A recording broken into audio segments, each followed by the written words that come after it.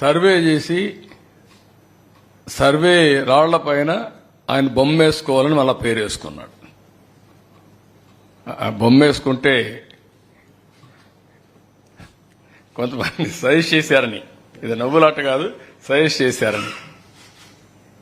చనిపోయిన తర్వాత బొమ్మ వేసుకుంటారు, నువ్వు వేసుకొని అక్కడ పొలాల్లో పెడుతున్నావు, నువ్వు చనిపోయావనుకుంటారు అని చెప్తే పేరు పెట్టాడు. ఈ పేర్లు చూడండి మరి.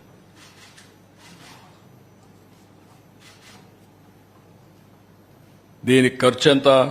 దగ్గర దగ్గర 640 కోట్లు. గ్రనేట్ కావాలి దీనికి. దీన్ని పిచ్చనాలనా, మదమనాలనా, అహంకారం అనాలనా, నాకు అడ్డు లేదనే